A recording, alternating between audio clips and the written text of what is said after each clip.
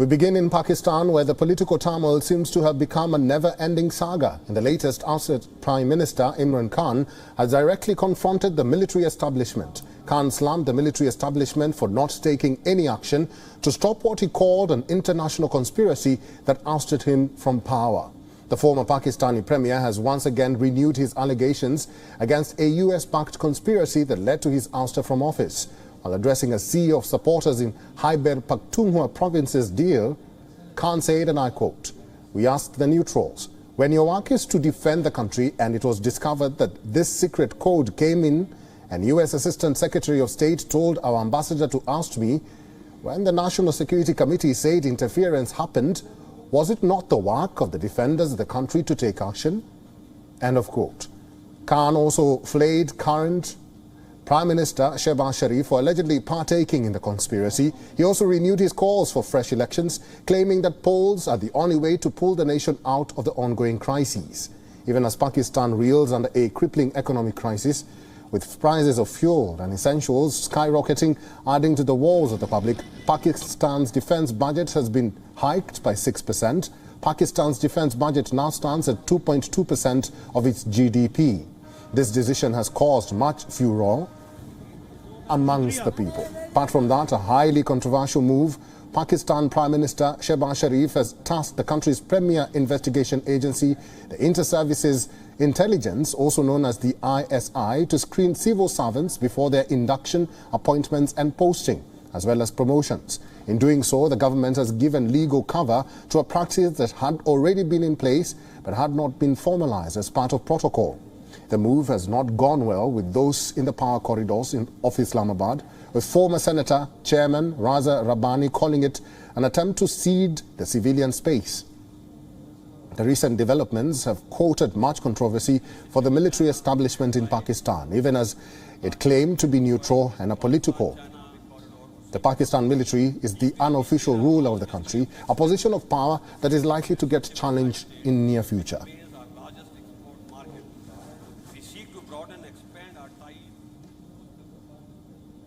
And for more insight on this, noted journalist and strategic affairs expert Dr. Hamid Khan joins us live from Islamabad.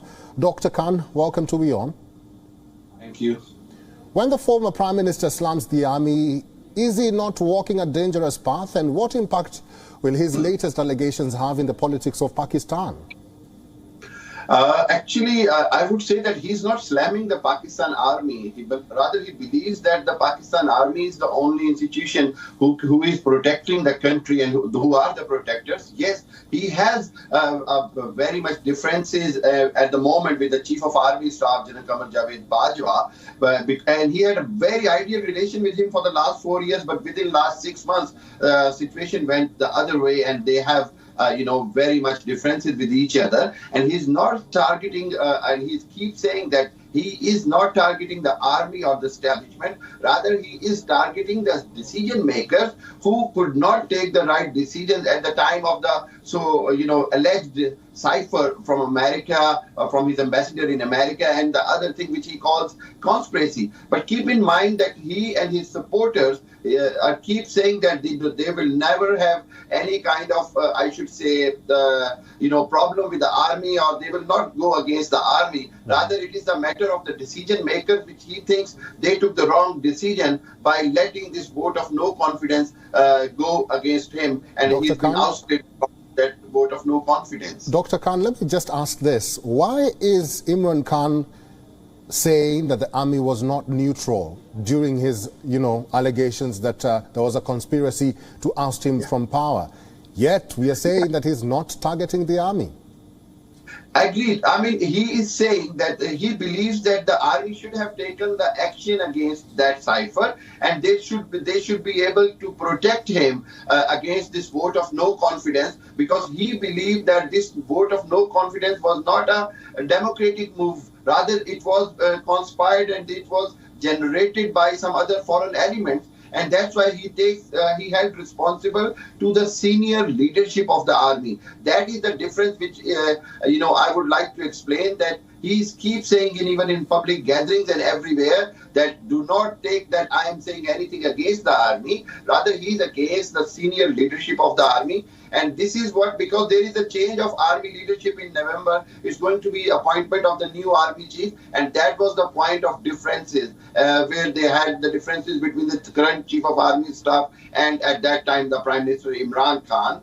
And I believe that this was a, not that big of a problem which it comes to in the end, that Imran Khan has to, ousted from the parliament, from the premiership. But I'll tell you one thing, that his demand for the election is, I think that's the right demand at the moment, which public is expecting as well, because in this situation, the best way out is to go for the fresh mandate from the public and then let the new government run the country. Let's talk more about that election call. Imran Khan is trying every trick in the book to challenge the current government. Why is the Shehbaz Sharif ignoring or even rubbishing Imran Khan's calls for an election? Actually, there are two aspects. One, as you know, he has, at the moment, he has support from the establishment. He has got the support from the army that he can carry on, as a prime minister. He has the majority in the National Assembly as well. On the other hand, Prime Minister Shehbaz Sharif believes that at the moment, Imran Khan's narrative in the public has been very much popular, that he's been ousted by the American conspiracy. So Shehbaz Sharif and his coalition parties, they believe that they will not be able to perform well if there will be elections straight away.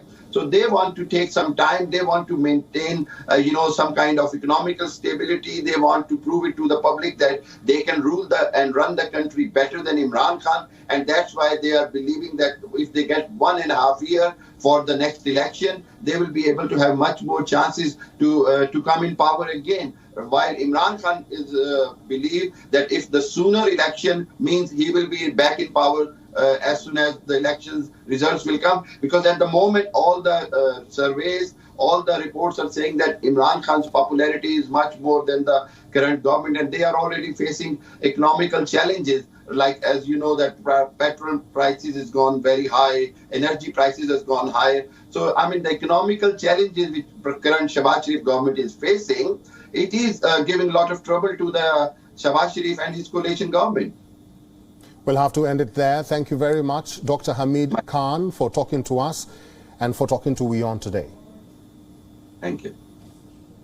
WION is now available in your country. Download the app now and get all the news on the move.